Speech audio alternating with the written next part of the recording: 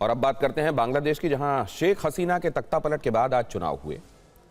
कुछ एक जगहों पर हिंसा की खबरें भी आईं, लेकिन बाकी जगहों पर मतदान शांतिपूर्ण रहा। बांग्लादेश में करीब 12 करोड़ 70 लाख मतदाता हैं। इस चुनाव में युवाओं की भूमिका बेहद अहम मानी जा रही है, क्योंकि लगभग आधे मतदाता 18 से 37 साल के बीच के हैं।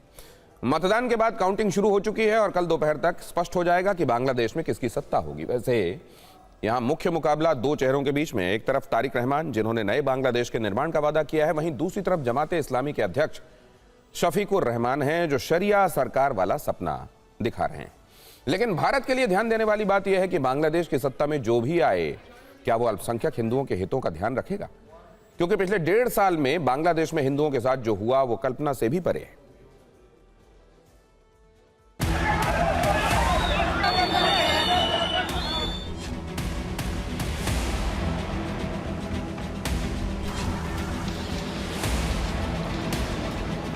पाँच अगस्त 2024, ढाका, बांग्लादेश।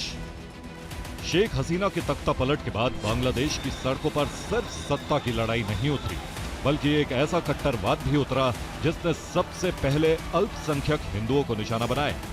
जो मुल्क मजहबी नारों की गूंज और फौजी बूटों की धमक से दूर रहता था, वहां इन नारों की आड़ में हिंदुओं की हत्या का दौर शुरू हो गया।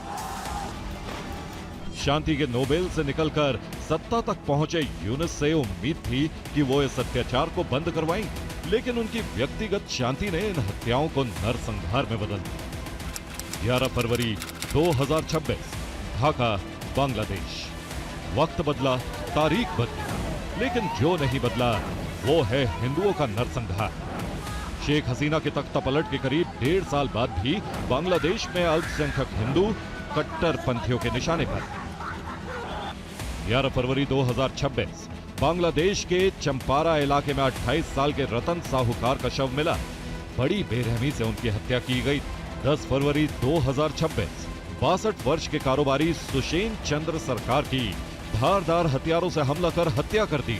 23 जनवरी 2026, नरसिंदी जिले में चंचल चंद्र भौमिक नाम के हिंदू युवक को जिंदा जलाकर मार डाला गया। 17 जनवरी 2026, बांग्लादेश के गाजीपुर में लिटन घोष नाम के हिंदू कारोबारी को पीट पीट कर मौत के घाट उतार दिया गया। उतना लंबा बांग्लादेश का इतिहास नहीं है जितनी लंबी पिछले 1.5 साल में मारे गए हिंदुओं की लिस्ट है। इसमें दीपू दास और अमृत मंडल जैसे न जाने कितने ऐसे हिंदू युवक हैं जो मजहबी नफरत की भेंट चढ़ गए।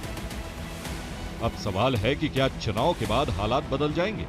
क्या बांग्लादेश की नई सरकार वहां के अल्पसंख्यक हिंदुओं को सुरक्षा की गारंटी दे पाएगी? जवाब सरल लेकिन चिंताजनक, जिसे जानने के लिए आपको बांग्लादेश का राजनीतिक समीकरण समझना होगा। इस बार शेख हसीना की पार्टी प्रतिबंध लगने की वजह से बांग्लादेश का आम चुनाव नहीं लड़ पाई है। लिहाजा मुख्य मुकाबला पूर्व पीएम खालिदा जिया की पार्टी बीएनपी और जमाते इस्लामी के बीच।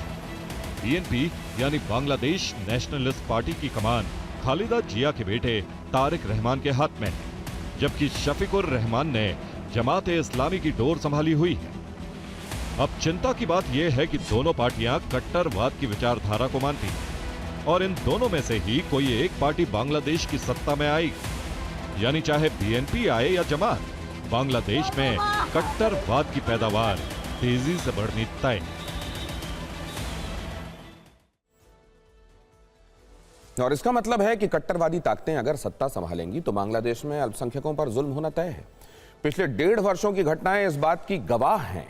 Bangladesh Hindu, Buddhist, Christian unity council की रिपोर्ट के मुताबिक 2024 में बांग्लादेश में 2184 छोटी बड़ी सांप्रदायिक घटनाएं हुई और इसमें हिंसा की ज्यादातर घटनाएं शेख हसीना के तख्ता पलट के बाद ही दर्ज की गईं। 2025 में 522 सांप्रदायिक हमले हुए और इसमें 61 लोगों की मौत हुई। 95 धार्मिक स्थलों में तोड़फोड़, लूट और आगजनी हुई।